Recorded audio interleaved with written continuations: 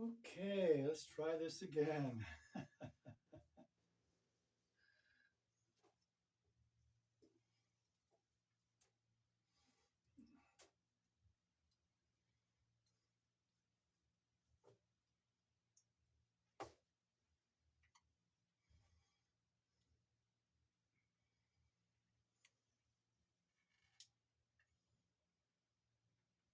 Testing, testing, 1, 2, 3.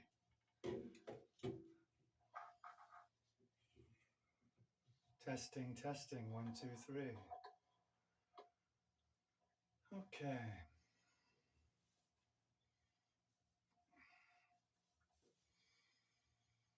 All Quiet on the Western Front by Eric Marie Remarque. Published 1918, I believe. I'll have to double check that, but I believe that's about right. Just around World War I.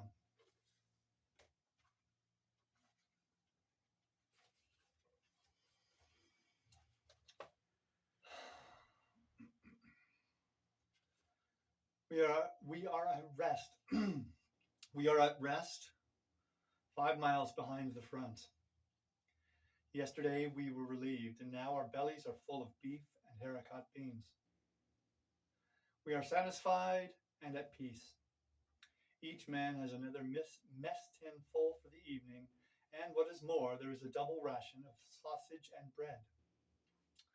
That puts a man in fine trim. We have not had such luck as this for a long time. The cook, with his carroty head, is begging us to eat. He beckons with his ladle to everyone that passes, and spoons him out a great dollop. He does not see how he can empty his stew pot in time for coffee. Jaden and Mueller have produced 2 wash basins and had them filled up to the brim as a reserve. In Jaden, this is veracity. In Mueller, it is foresight. Where Jaden puts it, all is a mystery, for he is and always will be as thin as a rake. What's more important still is the issue of a double ration of smokes. 10 cigars, 20 cigarettes, and 2 quids of chew per man. Now that is decent. I have exchanged my chewing tobacco with Kaczynski for his cigarettes, which means I have 40 altogether. That's enough for a day. It is true we have no right to this windfall. The Prussian is not so generous. We have only a miscalculation to thank for it.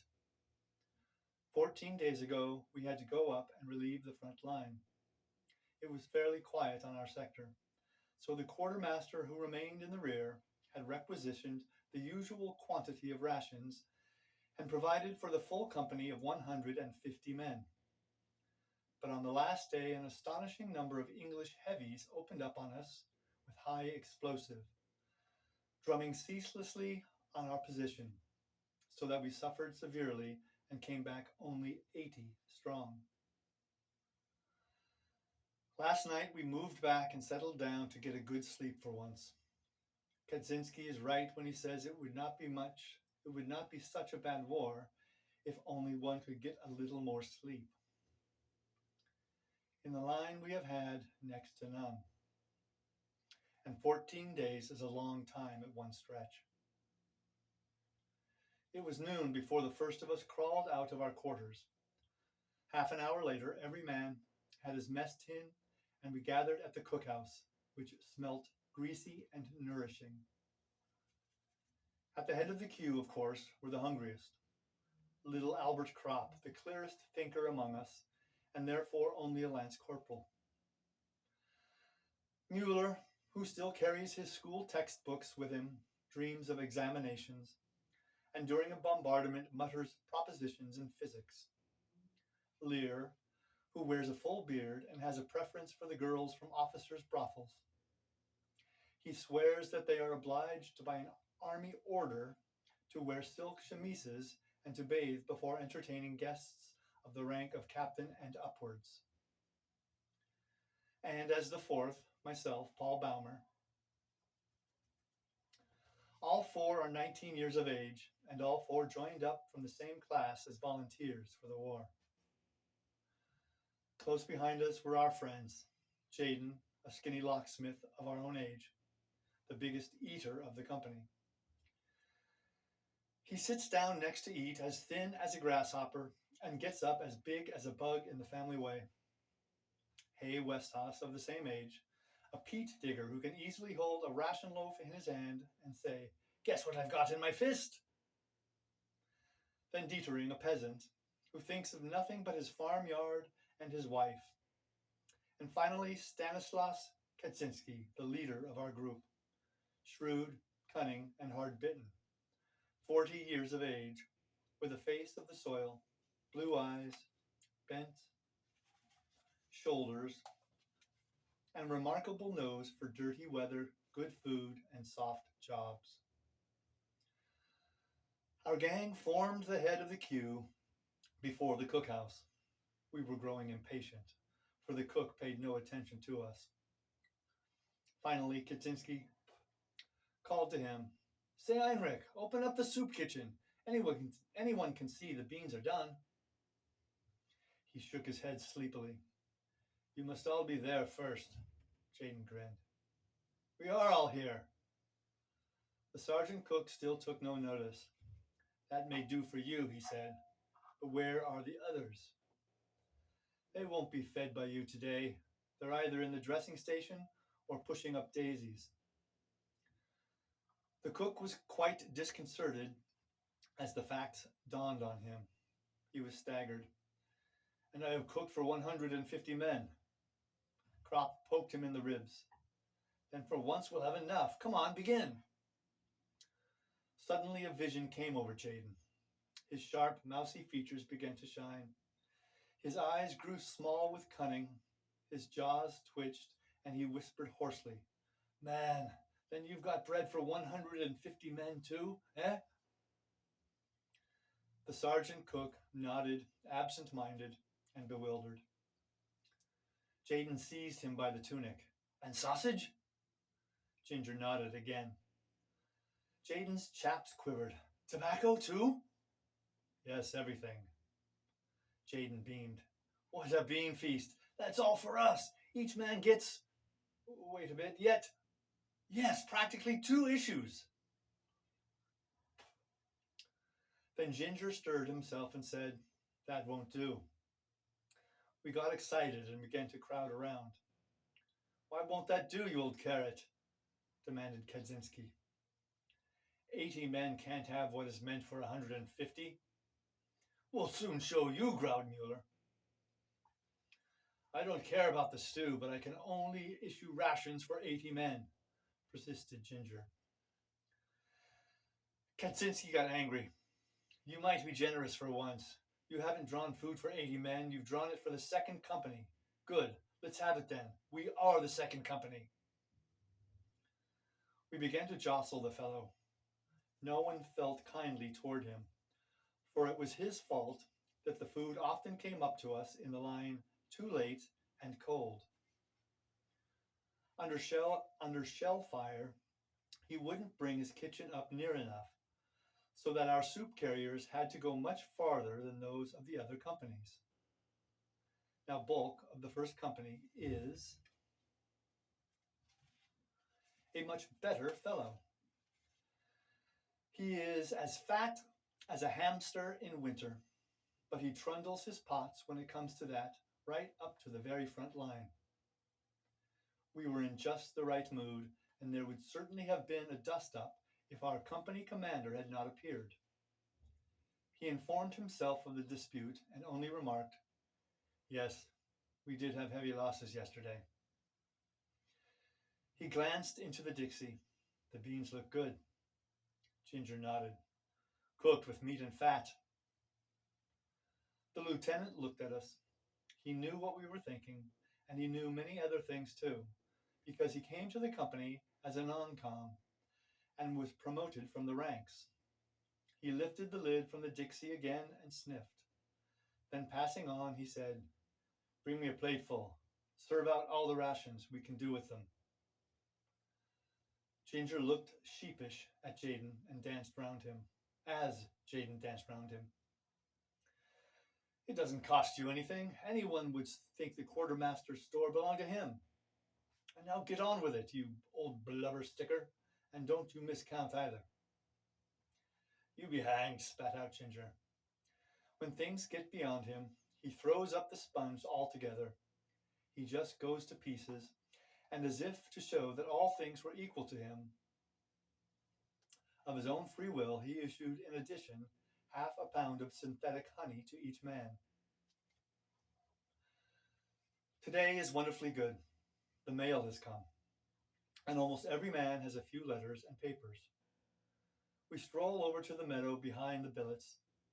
Crop has the round lid of a margarine tub under his arm.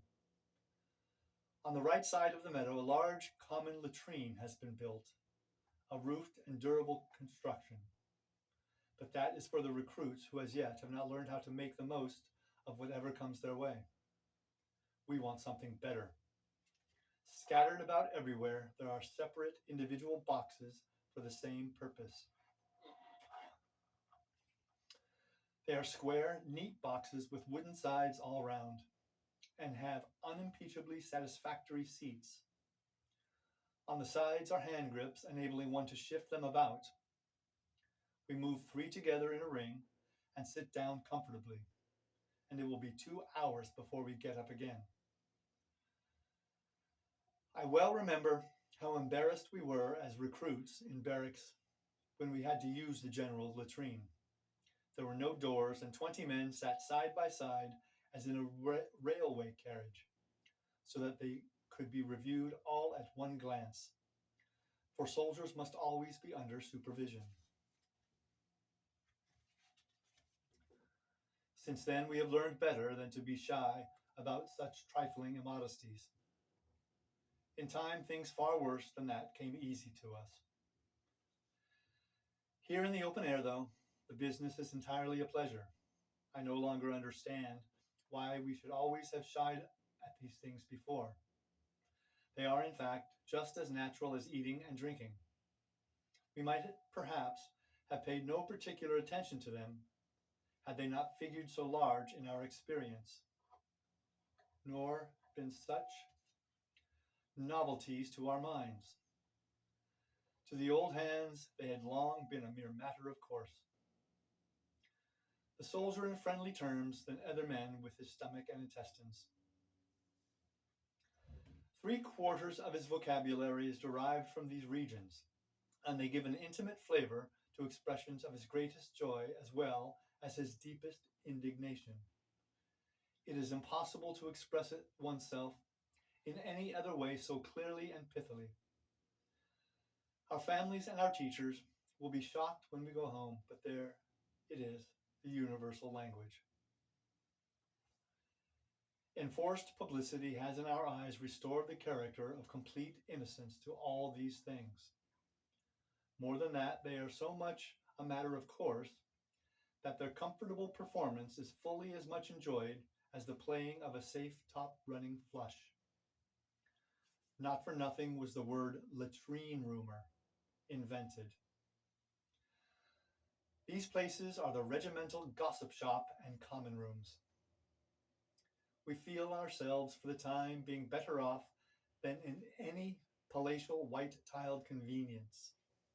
There it can only be hygienic. Here it is beautiful. These are wonderfully carefree hours. Over us is the blue sky.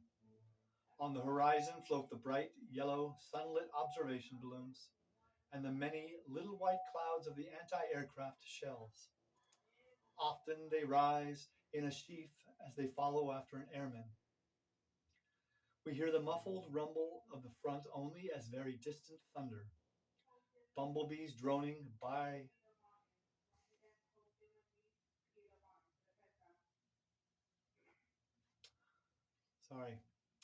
bumblebees droning by quite drown it. Around us stretches the flowery meadow. The grasses sway their tall spears. The white butterflies flutter around and float on the soft, warm wind of the late summer. We read letters and newspapers and smoke. We take off our caps and lay them down beside us. The wind plays with our hair, it plays with our words and thoughts. The three boxes stand in the midst of the glowing red field poppies. We set the lid of the margarine tub on our knees and so have a good table for a game of scat. Crop has the cards with him. After every misère ouverte, we have a round of nap. One could sit like this forever. The notes of an accordion float across the billets. Well, often we lay aside the cards and look about us. One of us will say, "Well, boys," or "It was a near thing that time." And for a moment we fall silent. There is in each of us a feeling of constraint. We are all sensible of it. It needs no words to communicate it. It might easily have happened that we should not be sitting here on our boxes today. It came damn near to that. And so everything is new and brave, red poppies and good food, cigarettes and summer breeze. Crop asks, anyone seen Kemmerich lately? He's up at St. Joseph's, I tell him. Mueller explains that he has a flesh wound in his thigh, a good blighty. We decide to go and see him this afternoon. Crop pulls out a letter. Kantorek sends you all his best wishes. We laugh. Mueller throws his cigarette away and says, "I wish he was here." Kantorek had been our schoolmaster, a stern little man in a gray tailcoat, with a face like a shrew mouse. He was about the same size as Corporal Himmelstas and the terror of Klosterberg. It is very queer that the unhappiness of the world is so often brought on by small men. They are so much more energetic and uncompromising than the big fellows. I have always taken good care to keep out of the sections with small company commanders. They are mostly confounded little martinets. During the drill time, Kantorek gave us a long lecture until the whole of our class went under his shepherding to the district commandment and volunteered. I can see him now as he used to glare at us through his spectacles and say in a moving voice, "Won't you join up, comrades?" These teachers always carry their feelings readily in their waistcoat pockets and trot them out by the hour, but we didn't think of that then. There was indeed one of us who hesitated and did not want to fall into line. That was Joseph Bem, a plump, homely fellow. But he did allow himself to be persuaded. Otherwise he would have been ostracized, and perhaps more of us thought as he did. But no one could very well stand out, because at that time even one's parents were ready with the word coward. No one had the vaguest idea what we were in for. The wisest were just the poor and simple people. They knew the war to be a misfortune, whereas those who were better off and should have been able to see more clearly what the consequences would be were beside themselves with joy. Kaczynski said that was a result of their upbringing. It made them stupid. And what Katz said, he had thought about. Strange to say, Bem was the first to fall. He got hit in the eye during an attack, and we left him lying for dead. We couldn't bring him with us because we had to come back helter-skelter. In the afternoon, suddenly we heard him call and saw him crawling about in no man's land. He had only been knocked unconscious. Because he could not see and was mad with pain, he failed to keep under cover, and so was shot down before anyone could go and fetch him in. Naturally, we couldn't blame Kantorek for this. Where would the world be if one brought every man to book? There were thousands of Kantoreks, all of whom were convinced that they were acting for the best in a way that cost them nothing. And that is why they let us down so badly. For us lads of 18, they ought to have been mediators and guides to the world of maturity, the world of work, of duty, of culture, of progress to the future. We often made fun of them and played jokes on them, but in our hearts we trusted them. The idea of authority, which they represented, was associated in our minds with a greater insight and a more humane wisdom. But the first death we saw shattered this belief. We had to recognize that our generation was more to be trusted than theirs. They surpassed us only in phrases and in cleverness. The first bombardment showed us our mistake, and under it, the world as they had taught it to us broke in pieces. While they continued to write and talk, we saw the wounded and dying. While they taught that duty to one's country is the greatest thing, we already knew that death throes are stronger. But for all that, we were no mutineers, no deserters, no cowards. They were very free with all these expressions. We loved our country as much as they. We went courageously into every action, but also we distinguished the false from true. We had suddenly learned to see, and we saw that there was nothing of their world left. We were all at once terribly alone, and alone we must see it through. Before going over to see Kemerich, we packed up his things. He will need them on the way back.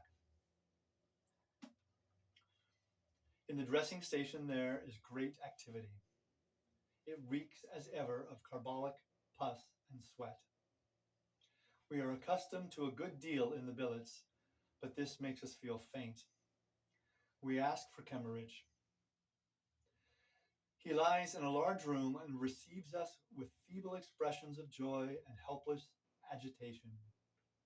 While he was unconscious, someone had stolen his watch. Mueller shakes his head. I always told you that nobody should carry as good a watch as that. Mueller is rather crude and tactless. Otherwise, he would hold his tongue. For anybody can see that Kemerich will never come out of this place again. Whether he finds his watch or not will make no difference. At the most, one will only be able to send it to his people. How goes it, Franz? Asks Kropp. Kemmerich's head sinks. Not so bad, but I have such a damned pain in my foot. We look at his bed covering. His leg lies under a wire basket. The bed covering arches over it. I kick Mueller on the shin, for he is just about to tell Kemmerich what the orderlies told us outside, that Kemmerich had lost his foot. The leg is amputated. He looks ghastly, yellow and wan. In his face there are already the strained lines that we know so well. We have seen them now hundreds of times. They are not so much lines as marks. Under the skin the life no longer pulses. It has already pressed out the boundaries of the body. Death is working through from within. It has already command in the eyes. It already has command in the eyes. Here lies our comrade Kemmerich, who a little while ago was roasting horse flesh with us and squatting in the shell holes. He it is still, and yet it is not he any longer. His features have become uncertain and faint, like a photographic plate from which two pictures have been taken. Even his voice sounds like ashes. I think of the time when we went away. His mother, a good plump matron, brought him to the station. She wept continually. Her face was bloated and swollen. Kemmerich felt embarrassed, for she was the least composed of all. She simply dissolved into fat and water. Then she caught sight of me and took hold of my arm again and again, and implored me to look after Franz out there. Indeed, he did have a face like a child, and such frail bones that after 4 weeks pack carrying, he already had flat feet. But how can a man look after anyone in the field? Now you will soon be going home, says Krop. You would have had to walk at least 3 or 4 months for your leave. Kemmerich nods. I cannot bear to look at his hands. They are like wax. Under the nails is the dirt of the trenches. It shows through blue-black like poison. It strikes me that these nails will continue to grow like lean, fantastic cellar plants long after Kemmerich breathes no more. I see the picture before me. They twist themselves into corkscrews and grow, and with them the hair on the decaying skull, just like grass in a good soil, just like grass. How can it be possible?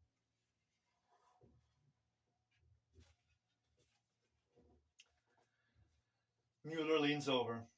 We have brought your things, Franz. Kemmerich signs with his hands. Put them under the bed. Mueller does so. Kemmerich starts on again about the watch. How can one calm him without making him suspicious? Mueller reappears with a pair of airman's boots. They are fine English boots of soft yellow leather, which reach to the knees and lace up all the way. They are things to be coveted. Mueller is delighted at the sight of them. He matches their soles against his own clumsy boots and says, Will you be taking them with you then, Franz? We all three have the same thought. Even if he should get better, he would be able to use only one. They are no use to him. But as things are now, it is a pity that they should stay here. The orderlies will of course grab them as soon as he is dead. Won't you leave them with us, Mueller repeats. Kemmerich doesn't want to. They are his most prized possessions. Well, we could exchange, suggests Mueller again. Out here, one can make some use of them. Still, Kemmerich is not to be moved. I tread on Mueller's foot. Reluctantly, he puts the fine boots back again under the bed. We talk a little more and then take our leave. Cheerio, Franz. I promise him to come back in the morning. Mueller talks of doing so too. He is thinking of the lace-up boots and means to be on the spot. Kemmerich groans. He is feverish. We get hold of an orderly outside and ask him to give Kemmerich a dose of morphia. He refuses. If we were to give morphia to everyone, we would have to have tubs full. You only attend to the officers properly, says Krop viciously. I hastily intervene and give him a cigarette. He takes it. Are you usually allowed to give it then? I ask him. He is annoyed. If you don't think so, then why do you ask? I press a few more cigarettes into his hand. Do us the favor. Well, all right, he says. Krop goes in with him. He doesn't trust him and wants to see. We wait outside. Mueller returns to the subject of the boots.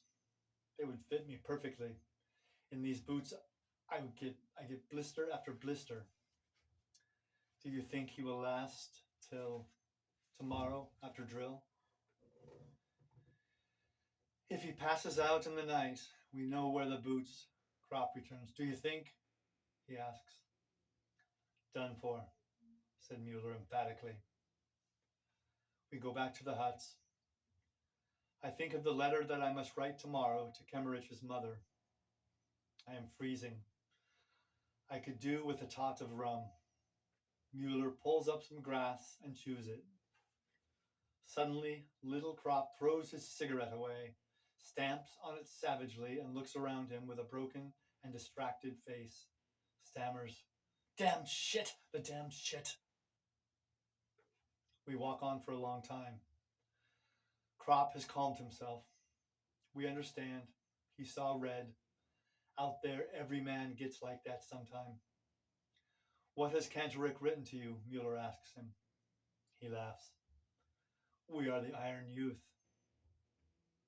We all three smile bitterly. Crop rails. He is glad that he can speak. Yes, that's what they think, these 100,000 Cantorics. Iron Youth, youth.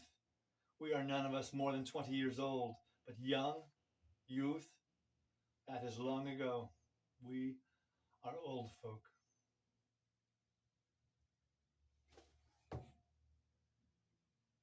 Chapter 2 is next. Thank you for joining.